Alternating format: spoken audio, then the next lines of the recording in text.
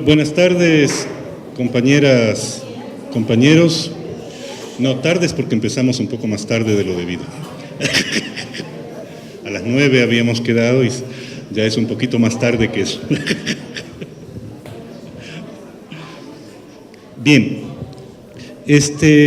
a mí me habían pedido compartir algunas ideas sobre la economía solidaria y el consumo en la coyuntura actual.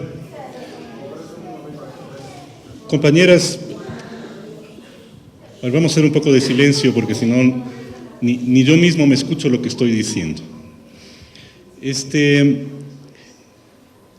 En principio, uno podría hacer este tipo de análisis desde distintas aproximaciones, ¿no?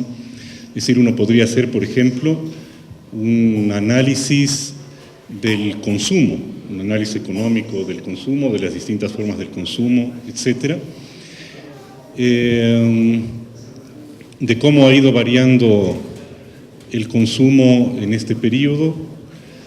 Sin embargo, yo voy a preferir hacer una aproximación distinta, ¿no? Y voy a hacer una aproximación distinta en parte por mis propias deformaciones profesionales. Yo soy sociólogo, ¿no es cierto? Y nosotros solemos dar más importancia para comenzar a ubicar situaciones a la manera como se articulan distintos componentes de la realidad social y política. Entonces yo voy a comenzar así, voy a hablar básicamente de tres temitas, voy a tratar de juntarlos. Primero voy a tratar de hacer una visión panorámica de la situación sociopolítica, ¿no? Espero que en la exposición ustedes, digamos, vean el por qué voy a comenzar por este aspecto.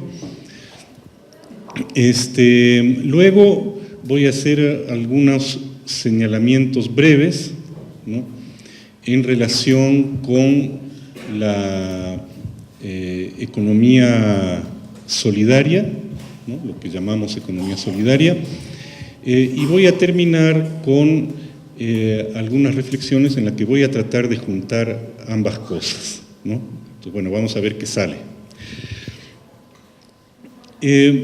Nosotros vivimos acá en el Ecuador un periodo en el que algunas cosas se están modificando, ¿no? Vamos a hablar de las cosas generales. En términos concretos, diríamos que el gobierno actual, el gobierno de Correa, no es igual a los gobiernos anteriores. Hay algunas diferencias, ¿no? Y yo voy a tratar, no me voy a meter mucho en este detalle, solamente quiero dejar señalado al principio que hay una diferencia respecto a los gobiernos de antes, ¿no? A mí me parece que esas diferencias vienen dadas en algunos puntos, ¿no? El primer punto es el papel del Estado, ¿no? O sea, un elemento central de diferencia con los regímenes neoliberales es el papel del Estado. Acá suele haber una pequeña confusión en general, porque mucha gente sostiene que el neoliberalismo planteaba la eliminación del Estado o rebajar el Estado a nada, y eso no es verdad, ¿no? O sea, de hecho, las políticas neoliberales en todo el mundo, no únicamente en el Ecuador, se impusieron desde el Estado. El neoliberalismo también necesitaba un Estado fuerte para imponer ese modelo, ¿no? Y mucho más si tomamos en cuenta que en el periodo neoliberal se desarrollaron, acá en el Ecuador, que eso lo conocemos más, pero también en otras partes del mundo, un conjunto de resistencias sociales a la implementación del neoliberalismo. Y eso significa que la implantación del modelo neoliberal requirió de un Estado que tuviera la suficiente fuerza como para reprimir a la protesta social, ¿no? Entonces, no hay tal que el neoliberalismo planteaba la desaparición del Estado. Lo que el neoliberalismo quería fundamentalmente es que el Estado no se metiera en la economía, ¿no es cierto? Entonces, no era eliminar el papel del Estado, sino que el Estado no se meta en la economía porque, como decían los neoliberales en la época, el Estado competía deslealmente con la empresa privada. Entonces, si el Estado tenía, qué sé yo, una cadena de distribución de alimentos, eso competía deslealmente con el Supermaxi, para decir cualquier cosa, ¿no es cierto? Ahora, además, como el neoliberalismo se desarrolla en un cierto momento de crisis de la economía capitalista, plantean la idea de la austeridad, ¿no es cierto? Y todos sabemos ya que esa idea de la austeridad tuvo como efecto fundamentalmente la desatención de las políticas sociales, ¿no? Por eso la salud pública, la educación pública, etcétera, cayeron a niveles tan bajos en la época neoliberal, ¿no? Ahora, el neoliberalismo en general no era nada más que un conjunto de políticas diseñadas, ¿no?, para facilitar la acumulación de capitales en manos de un pequeño grupo de empresas poderosas, nacionales e internacionales. O sea, figurativamente pudiéramos decir que el neoliberalismo funcionaba como una gigantesca aspiradora, ¿no es cierto?, que recogía recursos para que sean acumulados en los grandes capitales privados. Estos recursos provenían de la modificación de las relaciones de fuerzas, porque el neoliberalismo implica modificar relaciones de fuerzas. Se modifican las relaciones de fuerzas entre el capital y el trabajo, debilitando a los sindicatos. El debilitamiento de los sindicatos es una política neoliberal, ¿no? El debilitamiento de la capacidad de huelga de los trabajadores es una política neoliberal, ¿no? ¿Por qué? Porque al debilitarse los sindicatos y los trabajadores no podrían demandar mejores condiciones de trabajo, mejores salarios, y todos esos recursos, en vez de ir a los trabajadores, irían a los capitalistas. Del mismo modo, el neoliberalismo modifica las relaciones de fuerza entre el capital y los consumidores, ¿no? Por eso es que los precios subieron del modo que subieron en la época neoliberal. Al eliminarse, por ejemplo, controles sobre precios, esto fue muy dramático, si acá viendo las caras debe haber gentes para recordarlo, o sea, esto fue muy dramático sobre todo en relación con las medicinas, ¿no? O sea, las medicinas subieron de precio en un periodo relativamente corto, pero de una manera exorbitante, ¿no?, atentando contra la salud de la población. También modificar la relación entre el capital y el Estado, pero no en el sentido, como les dije, que los neoliberales quisieran que no hubiera Estado. Sin Estado no hubieran podido implementar su modelo, ¿no es cierto? Lo que querían era un Estado que no entre a disputar a la economía y, sobre todo, que transfiera el capital acumulado por la sociedad en las empresas estatales, que las transfiera a la empresa privada, ¿no es cierto? Finalmente, el neoliberalismo modificaba la relación entre el centro y la periferia a nivel mundial, ¿no?, manteniéndonos en una condición de subordinación y de dependencia mucho más fuerte a través del mecanismo de la deuda externa, como todos sabemos, ¿no? ¿Qué es lo diferente ahora, ¿no? El neoliberalismo era una propuesta para desarrollar el capitalismo, ¿no? ¿Qué es lo que tenemos ahora? Tenemos también una propuesta para desarrollar y modernizar el capitalismo. La propuesta de Alianza País y del gobierno de Correa no es una propuesta que supere el horizonte capitalista, al contrario, ¿no? O sea, lo que se propone es profundizar el capitalismo.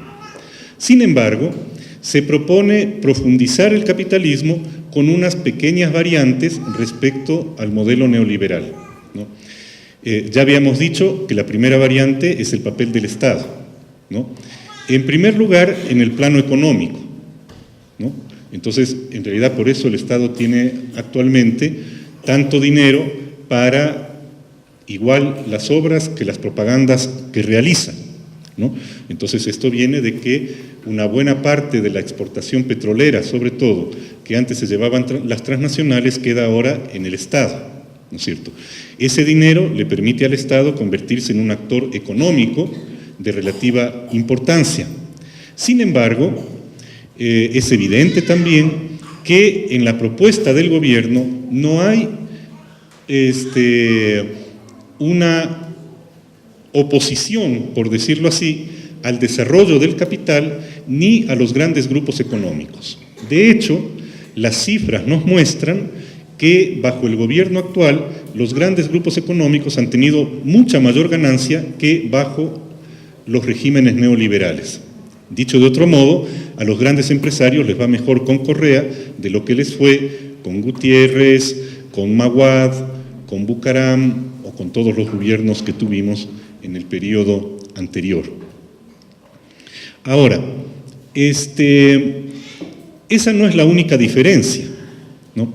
A mí me parece que la diferencia sustancial tiene que ver en el hecho de que los gobiernos neoliberales finalmente no lograron convencer a la población de que ese modelo era el mejor. Por eso finalmente los partidos políticos que gobernaron en la época neoliberal prácticamente han desaparecido todos, ¿no? Es decir, eso revela de manera muy clara y visible cómo la población no creía, ¿no es cierto?, en lo que esos partidos y sus dirigencias nos decían, ¿no? Por el contrario, el gobierno de Correa ha obtenido una alta credibilidad,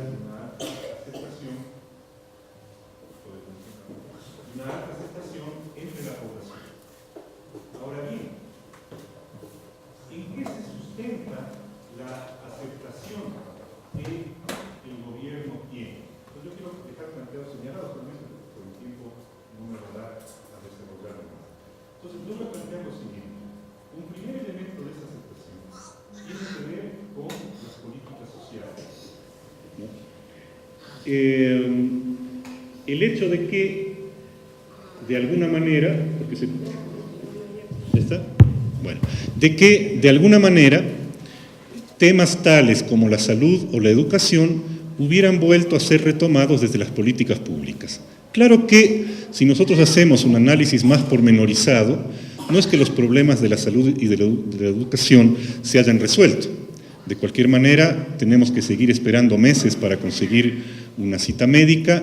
De cualquier manera, a pesar de lo que se dice, sigue sin haber todas las medicinas necesarias en los hospitales y en el sistema público, pero de cualquier manera hay una situación, pudiéramos decir en general, de mayor atención a la salud, ¿no es cierto? Lo propio pasa con la educación, ¿no es cierto? Hay una mayor atención a la educación, aunque a mí me parece que se podría, y en realidad se debería, discutir mucho más profundamente el contenido de las reformas educativas planteadas por el gobierno de Correa, que a mí me da la sensación de que propenden a una nueva elitización de la sociedad, lo cual se ve de manera muy clara, sobre todo en la política respecto a las universidades. Sin embargo, de cualquier modo, hay una mayor atención a la educación pública de la que había en los gobiernos anteriores. Y después, sobre todo, a la imagen de la modernidad, ¿no?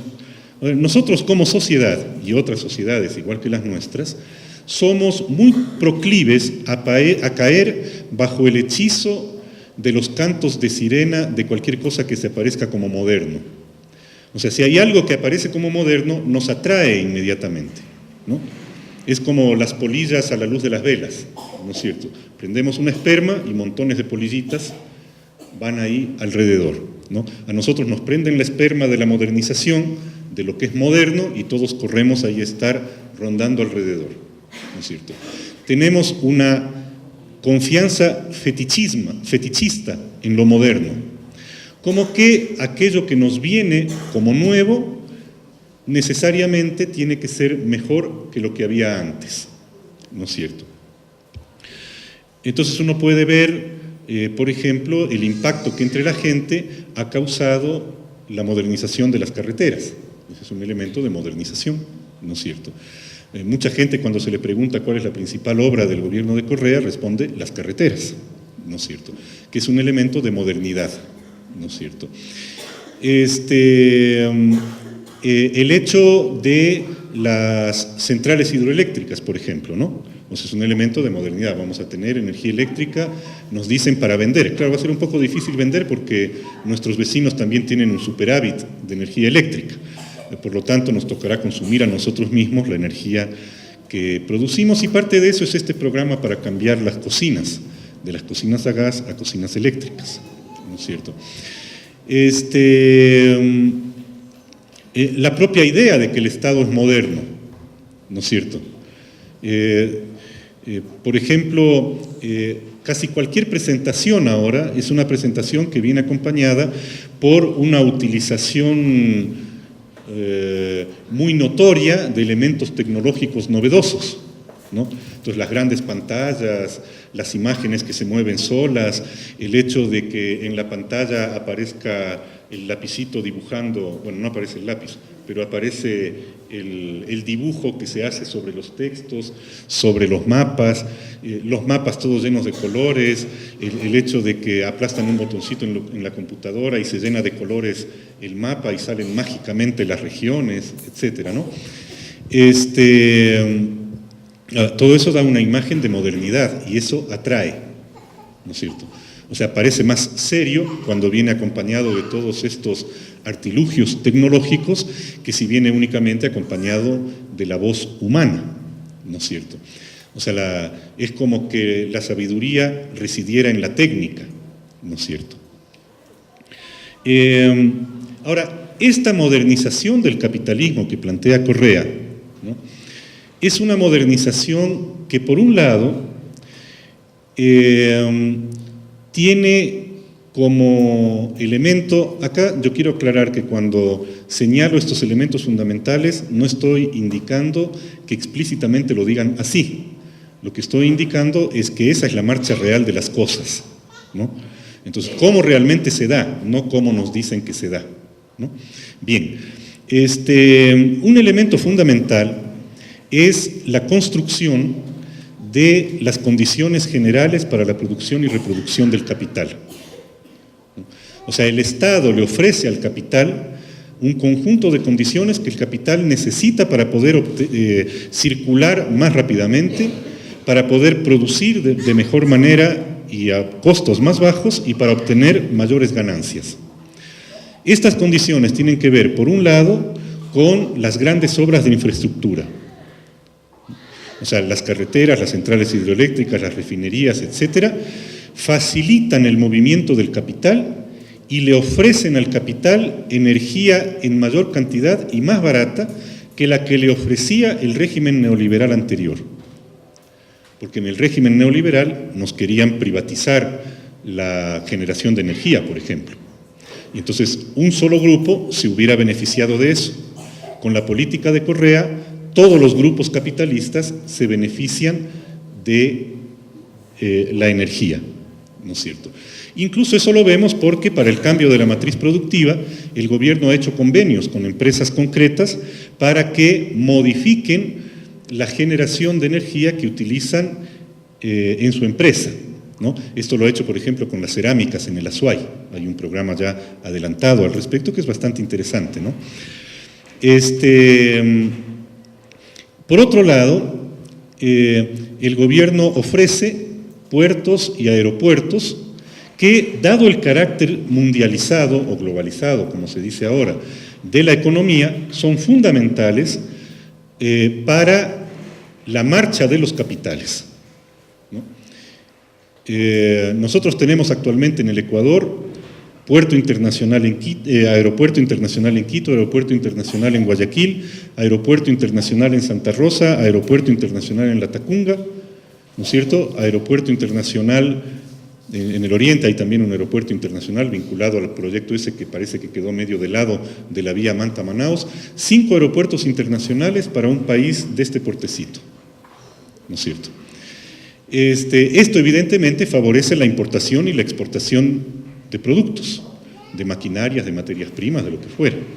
O sea, es un elemento que facilita la marcha de la economía y por lo tanto facilita las condiciones en que se mueven los grupos económicos que controlan la economía. Todos vivimos en la economía, vamos a decir, todos podemos beneficiarnos de una buena carretera, ¿no es cierto? Pero quienes más se benefician son los dueños del gran capital, los dueños del poder y del dinero, como decía el sociólogo francés Alain Touraine. Y el gobierno ofrece también condiciones para un dinero barato. Bueno, barato es un decir, ¿no? Pero más barato que en la época neoliberal. Ustedes recordarán que en la época neoliberal llegamos a tasas de interés del 100% anual, incluso al inicio de la dolarización, ¿no es cierto? Un antiguo presidente de la Cámara de Industrias de Pichincha decía que lo que esto significaba es que el 70% de la ganancia de los industriales se iba al pago de la deuda que ellos tenían con los bancos. El rato en que baja la tasa de interés, ¿no es cierto?, sobre todo para las actividades económicas grandes, porque como todos sabemos, para las pequeñas actividades económicas la tasa de interés es siempre más alta que la tasa de interés que tienen que pagar los grandes empresarios para cubrir las cuotas de los créditos que ellos hacen, ¿no es cierto? Pero de cualquier manera se paga menos que en la época neoliberal. Al pagarse menos, la ganancia total, ¿no es cierto?, si es que hablamos de la clase empresarial, de la clase capitalista, la ganancia total se distribuye de una manera más equitativa entre todos los grupos capitalistas en vez de concentrarse únicamente en los bancos. Y esta es una de las causas a que en la época actual ya no sean los bancos los que tienen las ganancias más grandes. Cuando uno mira los datos, incluso los datos del SRI y los propios datos oficiales, las ganancias más altas están en otros grupos capitalistas, ¿no? Voy a ponerles un ejemplo pequeñito, ¿no? O sea, las empresas de telefonía celular tuvieron hace un par de años $1.000 millones en ese solo año de ganancias. Y las empresas son 2, ¿no es cierto? Porta, o Claro que se llama ahora, y Movistar, ¿no es cierto? Digamos entre paréntesis que si únicamente se transfiriera esa ganancia a obras públicas, prácticamente no sería necesario explotar el Yasuní, porque finalmente lo que vamos a obtener por el Yasuní son $1.000 y pico de millones por año, ¿no es cierto?, en los 15 años que se tiene previsto. En un solo año, las empresas de telefonía celular tuvieron ganancias de $1.000 millones. Entonces, es fácil hacer las cuentas para ver, digamos, que hay otras fuentes de donde se pueden obtener recursos para las obras que la sociedad necesita. Pero claro, hay decisiones políticas que determinan si las sacamos de acá o si las sacamos de allá. Y el hecho de que se saquen de acá y no de allá significa claramente que la política del gobierno no es una política que busque afectar al capital, ¿no es cierto? Bueno,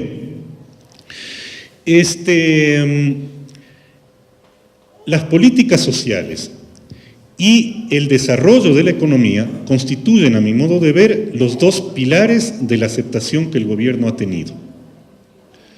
El desarrollo de la economía ha significado una expansión del mercado y ha significado un incremento de ingresos en general en la sociedad. Acá, claro, o sea, no es que todo el mundo esté ganando más que antes, pero en general podemos decir que la mayor parte de sectores sociales tienen ingresos más altos ahora que antes. Evidentemente, quienes más sacan ventaja en esa ganancia son los grandes grupos empresariales, pero los sectores sociales populares también, en algún sentido, perciben mejores ingresos que los que tenían antes. Eso ha permitido una amplia expansión del consumo. Y es justamente esta expansión del consumo, ¿no?, uno de los elementos que ha permitido el desarrollo de la economía al nivel que hemos visto en estos años, ¿no? todo el dinero de la población se convierte en dinero de consumo, en plata de bolsillo, ¿no? Yo, por ejemplo, soy un trabajador dependiente, recibo un salario, etc.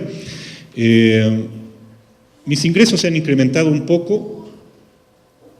Yo, que soy un envidioso, digo que los ingresos de otros sectores se han incrementado más, pero de todos modos no es que yo viva mal, ¿no es cierto? Pero no únicamente que mis ingresos se han incrementado un poco, sino que parte de mi salario indirecto, aquello que antes se quedaba guardado en el Seguro Social, como fondos de reserva, por ejemplo, se mensualizan. ¿Qué quiere decir que se mensualizan? Que en vez de que quede guardado en el seguro, me dan la parte correspondiente a cada mes en dinero dentro de mi salario, ¿no es cierto? Ahora, para la mayoría de gente que tiene ingresos por un salario, el salario no alcanza a cubrir las necesidades básicas, ¿no? Por lo tanto, cualquier adición al ingreso se convierte en dinero para el consumo, ¿no? O sea, para completar el consumo al que antes no podía acceder, ¿no es cierto? De esta manera, el incremento de salarios en realidad favorece a la dinámica de la economía capitalista y termina favoreciendo a los grandes grupos empresariales, dada la estructura de la economía ecuatoriana, ¿no?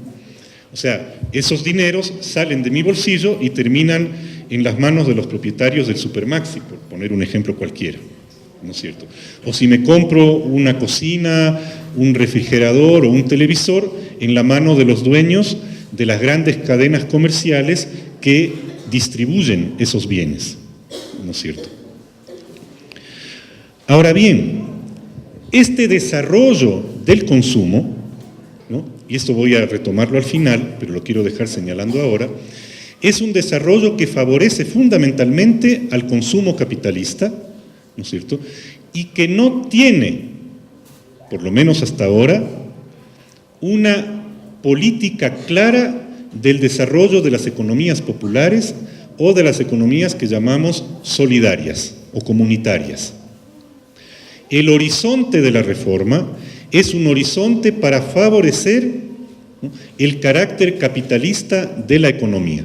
Voy a parar acá, voy a pasar a otro tema y luego vuelvo a este.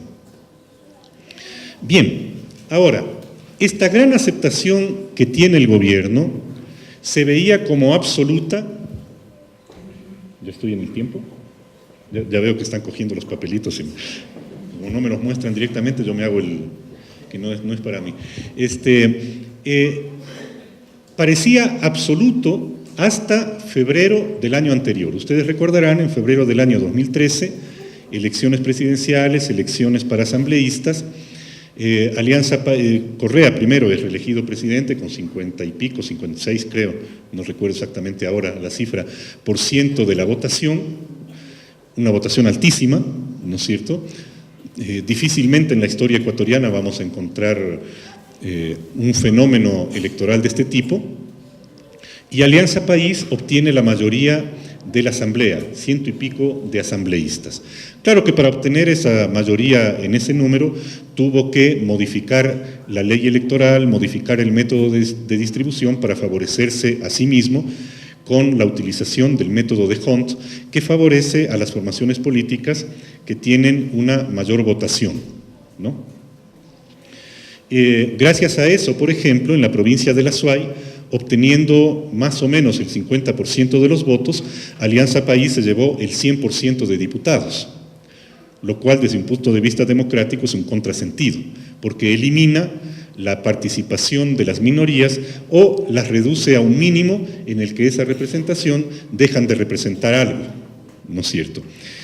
Vamos a decir entonces, lo voy a aprovechar ahora, pero lo voy a remarcar luego, que uno de los déficits en el proyecto del gobierno es su carácter poco democrático, porque la democracia no es únicamente que el presidente, los asambleístas, los alcaldes, los concejales sean elegidos a través de votación, sino que la democracia tiene que ver con la relación entre el Estado y la sociedad, que es una cosa distinta al método a través del cual se llega al gobierno. Pero esto lo vamos a tratar luego. Solo que quería dejarlo señalado por si acaso se me acaba el tiempo antes de que llegue a eso. Bien, En Alianza País, por ponerlo figurativamente, en Alianza País, en 2013, en las elecciones de febrero del 2013, el país se tiñó de verde, ¿no? Tenemos algunos de nosotros, un amigo, Carlos Larrea, que hace unos análisis muy interesantes para ubicar en términos geográficos una serie de variables sociales, ecológicas, políticas. Él hace también análisis electorales, y entonces el mapa del país, ¿no es cierto?, que él hizo después de las elecciones del 2013 era casi todo verde, de 1000 distintos tonos de verde, según más o menos porcentaje de la votación que hubiera obtenido. Alianza País gana en algunas zonas con el 40% o incluso 30 y pico % de la votación, pero en otras regiones, provincias, cantones, llega a ganar hasta con el 70-75% de la votación, en estas elecciones del 2013, en las pasadas, ¿no es cierto? Y entonces allí nosotros vimos que se completaba el control de la política y de los espacios de la política por Alianza País. Alianza País tenía el Ejecutivo, Alianza País tenía el Parlamento, lo que llamamos ahora Asamblea. Alianza País tenía todos los mecanismos de control que son manejados por exfuncionarios del mismo gobierno, la Contraloría, las distintas superintendencias, el Consejo Nacional Electoral, ni se diga, en fin, la justicia, ¿no es cierto? Dado que la justicia, los jueces, están ahora sometidos al control del Consejo de la Judicatura, que es manejado por el Ejecutivo, ¿no es cierto? Entonces, había un dominio absoluto de los espacios institucionales de la política por Alianza País, y no por Alianza País, porque si nos ponemos a hacer un análisis objetivo del asunto, Alianza País en tanto movimiento pinta, como decía una antigua canción de Gabriela Ferri, poco, poco, casi nada, en la definición de las políticas. Las políticas se definen en el Ejecutivo, en el Gobierno, y dentro del Gobierno en un círculo relativamente pequeño, ¿no? Y de allí se mandan las directivas que son luego ejecutadas, mal o bien, eso ya es otro cuento, digamos, por las distintas instituciones del Estado. Ahora, la concepción del gobierno es exactamente esa. Ustedes recordarán que Correa dijo que él, como jefe del Estado, no es únicamente jefe del Ejecutivo, sino de todas las funciones del Estado, ¿no es cierto? O sea, lo que esto significa es que en la mentalidad gubernamental, todas las funciones del Estado deben estar subordinadas al Ejecutivo, ¿no es cierto? A unos les puede parecer bien, a otros les puede parecer mal, pero esta es más o menos la tendencia allí presente. Bien, ahora, en febrero de este año, hace poquitos meses, tuvimos elecciones locales para renovar alcaldes, prefectos, concejales, juntas parroquiales. Y de repente, allí el panorama político fue distinto, ¿no? O sea, el país ya no se tiñó de verde. Como ustedes saben, hay toda una polémica alrededor de la interpretación de los resultados. Eso tiene que ver con el hecho de que los resultados electorales tienen un impacto político no únicamente por el resultado que se dio, sino por el modo como la población percibe esos resultados, ¿no? O sea, yo puedo perder los resultados, perder las elecciones y sin embargo convencerles a ustedes, si es que se dejan, de que en realidad he ganado, ¿no? O sea, el primer round es el rato en que vamos a votar y el segundo round es el momento en el que se disputan las interpretaciones, ¿no? Y los distintos intérpretes tratan de convencernos de que cada uno de ellos ha ganado, porque si la imagen que nos queda es de que triunfó, o sea, nos va a quedar la imagen de un triunfador, ¿cierto? Y por lo tanto va a tener mayor legitimidad que la que se desprendería exclusivamente de su resultado electoral. Por eso es tan importante estas peleas y disputas que hay entre los actores políticos y también académicos respecto a qué pasó con las elecciones, ¿no? O sea, no es neutra la interpretación, quiero decir. Ninguna interpretación es neutra, esta menos que todas. Ahora, ¿qué pasó en estas elecciones? ¿No? Yo voy a dar mi interpretación, por supuesto, para eso fue la pequeña introducción anterior, o sea, para que no se crean que yo estoy tratando de convencerles que vengo aquí con una versión neutra de las cosas, ¿no? Bueno, En esas elecciones, Alianza País sufre una derrota. Nos tratan de convencer de que no han perdido, de que en realidad han ganado, ¿no? ¿En qué se expresa el argumento de que no han perdido? En el hecho de que siguen siendo la fuerza mayoritaria, la que más votación individualmente ha obtenido. Entonces, ¿eso es verdad? Sí, es verdad, ¿no es cierto? Pero si comparamos los votos que obtuvieron en 2014 con los votos que obtuvieron en 2013, hay una reducción enorme, ¿no? En 2013, en promedio, según los datos de Carlos Larrea, Alianza País obtuvo 53% de los votos nacionales, ¿no es cierto? Y en 2014 obtiene el 33%, 34% de los votos nacionales. Significa una pérdida de un 20%. No es una poca pérdida, ¿no es cierto? A pesar de eso, siguen siendo el partido mayoritario, ¿no es cierto? Pero cada vez más se asemejan a los partidos mayoritarios del periodo anterior. O sea, en el periodo anterior el Partido Social Cristiano fue el partido mayoritario, pero el Partido Social Cristiano a nivel nacional tenía alrededor del 20, 22, 25% de la votación, gracias sobre todo a la enorme votación que obtenía en la ciudad de Guayaquil. Si sacamos Guayaquil, el Partido Social Cristiano casi no existía en ningún otro lado, ¿no es cierto? Puede ser, ¿no es cierto?, que nosotros estemos entrando en una nueva fase política en la cual la distribución de las fuerzas se asemeje más a la que teníamos en el periodo anterior que a la que vimos en todo este primer periodo del gobierno de Correa.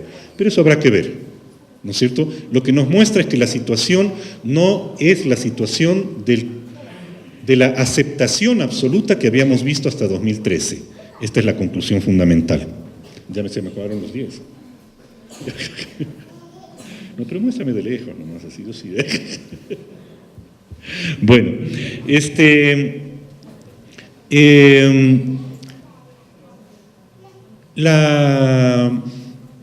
la pérdida electoral de Alianza País se expresa también en el hecho de que pierde en todas las principales plazas electorales del Ecuador. No hay una sola de las principales en la que haya ganado, ¿no? De todas las capitales provinciales únicamente gana en 2 y no son de las más pobladas, ¿no es cierto? No únicamente que pierde Guayaquil, que no lo tenía, sino que pierde algunas plazas fuertes que había conquistado en el 2009. Perdió en Quito, perdió en Cuenca, perdió en Ibarra,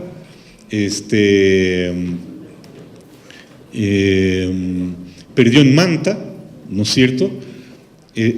Y además, estas ciudades no son únicamente las más pobladas, sino las económicamente más importantes, ¿no?, en donde se concentra la economía del país, ¿no? Entonces, realmente hay una, digamos, una derrota política de Alianza País. Ahora, Alianza País tiene el viernes próximo una asamblea, ¿no es cierto?, en la que yo me supongo que harán un análisis un poco más objetivo del que nos cuentan para el consumo público, para tratar de revertir esa situación y volver a constituirse en, digamos, la fuerza preponderante, ¿no es cierto? Porque así ocurre en la política, los actores se mueven, analizan, cambian de estrategias, miran dónde han perdido, miran dónde han ganado, tratan de fortalecer, tratan de recuperar. O sea, si no lo hacen así, no están en nada, ¿no es cierto? Bien, ¿a qué se debe esta derrota de Alianza País? ¿Cuáles son sus debilidades? ¿No? Yo, como digo, únicamente voy a mencionarlo aquí. Hay un primer límite que tiene que ver con la afirmación local del proyecto de dominación nacional, ¿no? O sea, Alianza País pierde en las localidades. Eso no significa que si mañana hubieran elecciones presidenciales y se presenta Correa de nuevo, Correa va a perder. Al contrario, es probable que gane de nuevo, ¿no es cierto? Lo que sí significa es que no existe una concordancia entre la credibilidad a nivel nacional y la credibilidad a nivel local. Ahora, yo creo, a diferencia de lo que creen muchos colegas, que eso no tiene que ver con las personas, ¿no es cierto? O sea, no es que la credibilidad en Barrera, en Granda y en todos los alcaldes que perdieron, ¿no es cierto?, haya sido nula y que perdieron por sus propias ineptitudes. De hecho, cometieron errores políticos, ¿no es cierto? Y yo creo que el principal error político fue creer que bastaba presentarse como candidato de Correa para ganar la elección. Ahora, ese error político fue el mismo error que cometió Correa, ¿no? Cuando Correa entra a jugar en la campaña electoral en Quito, sobre todo, o sea, él estaba en la campaña, no Barrera. En muchos barrios, como en Carcelén, en el Comité del Pueblo, en Lucha de los Pobres, la caravana electoral de Alianza País estaba encabezada por Correa en ausencia de Barrera, ¿no es cierto? Ahora, el efecto de eso terminó siendo peor. Las encuestas muestran que a la entrada de Correa en la campaña, la intención de voto de Barrera más bien bajó antes que subir, ¿no es cierto? Por lo tanto, no es suficiente como veíamos hasta el 2013, la voz de Correa para que la población se movilice electoralmente en el sentido en que el caudillo indica, ¿no es cierto? Entonces, a este límite de lo local, yo creo que hay que establecer también un límite en el cual la población que sigue todavía a Correa, yo creo que en el caso de Quito es clarísimo, ¿no es cierto? O sea, Barrera obtiene, no recuerdo el dato exacto ahora, pero como 38% de votos, ¿no es cierto? Pero Baroja, el candidato a prefecto de Alianza País, obtiene, no en la provincia, ¿no?, sino en Quito mismo, para poder comparar, obtiene casi el 60% de votos, ¿no es cierto? Entonces, es evidente que lo que hay es una pérdida de credibilidad, pero una pérdida de credibilidad, vamos a llamarle así, segmentada y particular, ¿no es cierto? Pero significa, de cualquier manera, que Correa ya no tiene la capacidad que tuvo hasta el 2013 de convencernos de cualquier cosa, ¿no? O sea, hasta antes del 2013 cualquier cosa que decía Correa, esa la gente la aprobaba. Y esto no en los resultados electorales, cuando uno conversaba en la calle, con los amigos, con los familiares, con los vecinos, no, cualquier cosa. ¿Por qué? Porque lo dijo el presi, ¿no? Incluso la gente decía, mi presi, o sea, este era el trato coloquial, ¿no es cierto? Ahora, mi presi me dice que vote por tal candidato y ya no le hago caso, ¿no?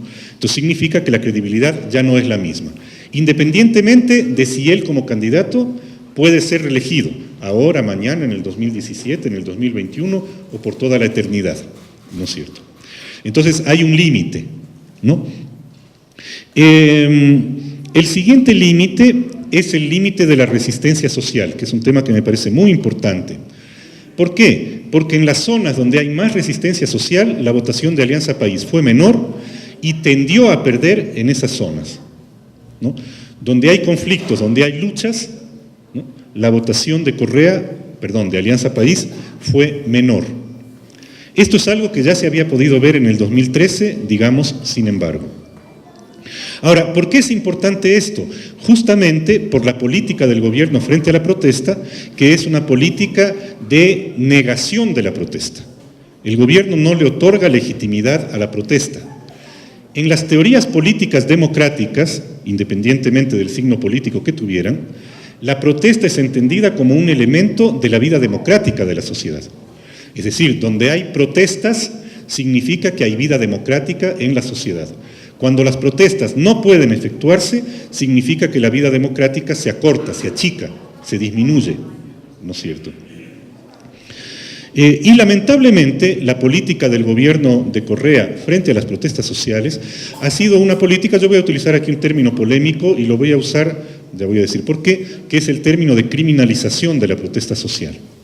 El gobierno rechaza evidentemente esa caracterización, lo ha hecho desde el año 2012 cuando el término saltó a la palestra. Sin embargo, yo voy a señalar solamente dos hechos. El uno es que el término criminalización aparece en el informe de 2011 de la Defensoría del Pueblo.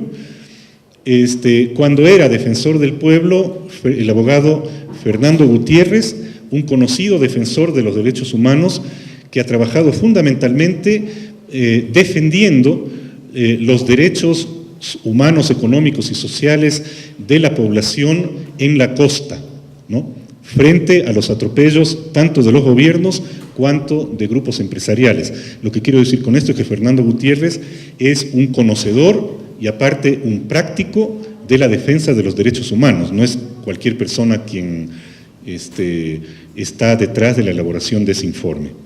Y el informe de la Defensoría del Pueblo señala en su primera conclusión, déjenme ver si la tengo por acá, la primera conclusión de ese informe dice: la Defensoría del Pueblo, a través de esta investigación, ha determinado la existencia de una política de criminalización que surge desde distintos actores, tanto estatales como privados, frente a las omisiones del primero. La existencia de la política de criminalización se evidencia a través de tres elementos concurrentes. Primero, la intencionalidad del Estado. Segundo, las acciones de diferentes funciones y organismos del Estado. Y tercero, las acciones sistemáticas. Y voy a señalar un segundo argumento, que es una sabatina de Correa el 30 de marzo del año 2013, refiriéndose a la protesta de los estudiantes del Central Técnico. Más allá de si nosotros pensamos que los chicos tenían razón o no, ¿no? El asunto que me interesa para reforzar este tema es la opinión vertida por Correa ante toda la sociedad. Y él dijo claramente en esa sabatina, le dedicó 9 minutos de la sabatina al tema de los chicos del Central Técnico. Y él dijo: estas no son protestas, estos son delitos, son crímenes, ¿no?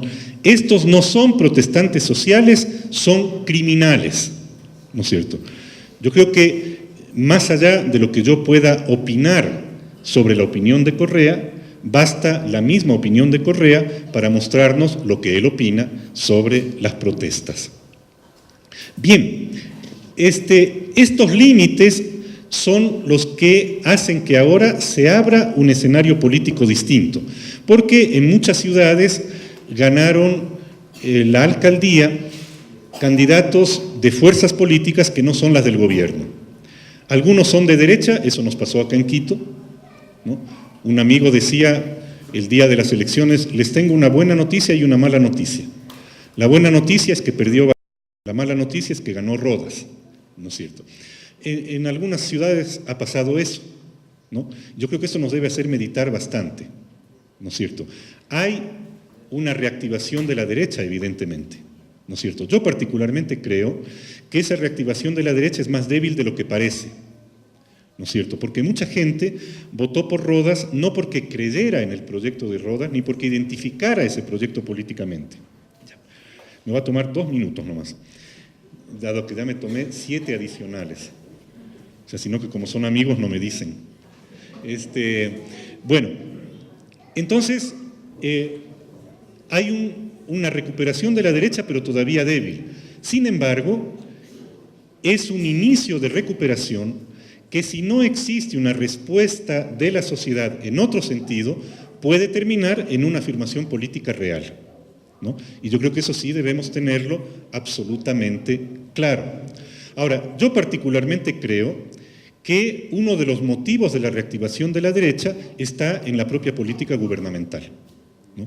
O sea, de alguna manera es una reacción frente a elementos impresentables de la política de gobierno, porque así como son presentables las políticas sociales, las carreteras, etcétera, yo creo que son impresentables las políticas de represión y de control sobre la sociedad y sobre todo los ámbitos de expresión de la sociedad. No hay ámbito social que el gobierno no quiera controlar desde el Estado, ¿no es cierto? Y yo creo que todo control desde el Estado es un control antidemocrático. Lo que es democrático es el control de la sociedad sobre el Estado, no el control del Estado sobre la sociedad, porque ahí estamos hablando de dos concepciones diferentes de la vida social y de la vida política. Bien, en otros lados, sin embargo, han ganado fuerzas a la izquierda del gobierno. Por ejemplo, está pasado en Cotacachi, en Cayambe y en algunos otros lugares, y eso a mí particularmente me da unas ciertas esperanzas de que la situación pueda mejorar en adelante. Pero el escenario político queda abierto, esa es la primera conclusión, y la segunda conclusión es que para efectos de los temas de las economías solidarias es necesario tratar con los gobiernos.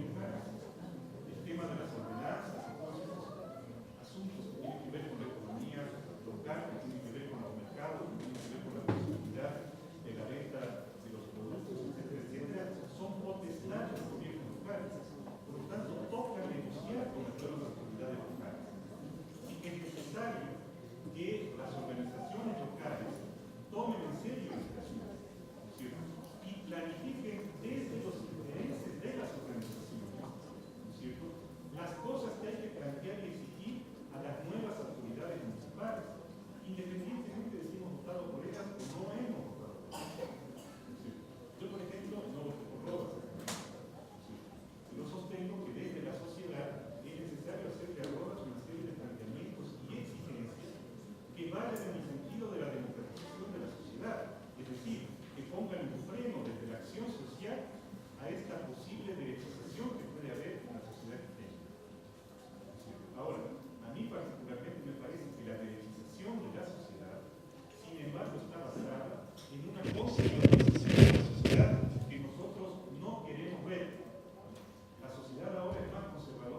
que la sociedad hace 7 años, ¿no? Lo que la gente dice sobre la participación, el hecho de que, por ejemplo, en varios talleres con compañeros de organizaciones populares, la gente rechaza la participación autónoma. A la gente le parece fascinante que el Estado nos venga a decir qué es lo que podemos hacer y qué es lo que no. Que el gobierno nos diga quién nos puede dirigir y quién no. Y a mí me parece es un verdadero desastre, ¿no es cierto? Porque dejamos de ser sujetos autónomos, ¿no es cierto? Y si perdemos la capacidad de autonomía, no podemos incidir en ningún lado y frente a ningún gobierno, ni este ni cualquiera que venga, ni mejor ni peor, ¿no es cierto? Yo creo que es necesario recuperar una serie de políticas que fortalezcan las organizaciones sociales a todos los niveles, ¿no? La garantía de los cambios y las transformaciones son las organizaciones sociales fuertes, no los gobiernos fuertes. Los gobiernos llegan y se van, ganan y pierden, ¿no? La organización queda. Si la organización está convencida de un proyecto de cambio, aunque el gobierno se caiga, la organización sostiene ese proyecto en la pelea en la sociedad y frente a los gobiernos que sigan. Si es una organización débil, una organización que se ha acostumbrado a solamente decir sí a lo que le dice el alcalde, a lo que le dice el presidente, viene un gobierno de otro signo que echa abajo las mejoras que se pudieron haber obtenido en este y no va a haber nadie que pueda decir, por lo menos defendamos, por lo menos protestemos, ¿no es cierto? Porque nos habremos convencido que no hay que protestar, que cualquier protesta es delito, que cualquier protesta es crimen, que cualquier protesta es rebelión, que cualquier protesta es terrorismo y es sabotaje, ¿no es cierto? Por eso es necesario el fortalecimiento de las organizaciones sociales. El núcleo de la democracia son las organizaciones sociales, no el gobierno, ¿no es cierto? Bien, y con esto quiero terminar solamente una cosa adicional. Dentro de estas propuestas, tienen que haber un conjunto de propuestas referidas a la economía popular y a la economía solidaria. Pero yo creo, estoy convencido, que debemos discutir hacia dónde queremos que vaya esa economía popular y solidaria. El horizonte de esas economías es simplemente que obtengamos ingresos más altos. Por ejemplo, hay unos programas interesantes en el campo para fomentar la siembra de quinoa para la exportación. Evidentemente, los compañeros campesinos que entran en esos programas tendrán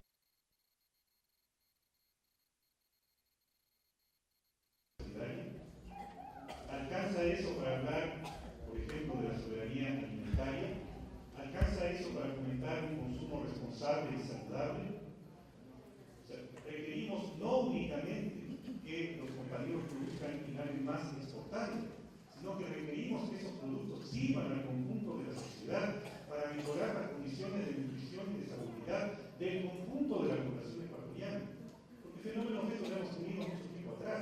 Los compañeros campesinos producen mejor, producen más, venden todo y compran arroz, atún y fideos para su comida. Entonces, ni la salud de ellos, ni la salud del pueblo se beneficia de eso. Tenemos que superar esa visión en dinero del desarrollo. El desarrollo no es únicamente que tengamos más dinero, ¿no es cierto? Queremos una economía solidaria que se desarrolle para simplemente engancharse a los grandes negocios capitalistas, al estilo de los negocios con Pronaca u otros de esos que llaman negocios inclusivos, etc. O queremos una economía solidaria que genere una nueva lógica de la economía, que no ponga la ganancia, el enriquecimiento de unos como el parámetro de lo económico, una economía que ponga la reproducción de la vida en primer lugar. Entonces yo creo que necesitamos urgentemente discutir sobre esos temas, porque yo siento que en este tema, como en muchos otros, las propuestas que tenemos son propuestas todavía confusas. Todavía nos movemos en una especie de limbo, en el que reproducimos el discurso del desarrollo en el sentido del incremento económico, del incremento de ganancias y de la mejora material simplemente, ¿no? Entonces yo creo que en eso tenemos mucho por trabajar y esa respuesta no la puede dar una persona ni un pequeño grupo de personas, es una respuesta que tenemos que darla entre todos, ¿no es cierto? Recogiendo sobre todo las prácticas de los compañeros y compañeras que desarrollan experiencias económicas solidarias en las comunidades, en los barrios, a través de proyectos de turismo, a través de las cajitas solidarias, etcétera, etcétera. Ahí están los embriones de una nueva economía. Pero si esos embriones no los convertimos en elementos de una propuesta que transforme el conjunto de la economía, a la larga lo que va a ocurrir es que el conjunto de la economía dominado por el capital va a terminar transformando esos embriones, ¿no es cierto?, unos en elementos capitalistas y otros en elementos absolutamente marginales. Porque el desarrollo del capitalismo necesariamente es ese, si no se le pone un freno desde prácticas sociales diferentes. Muchas gracias y disculpen.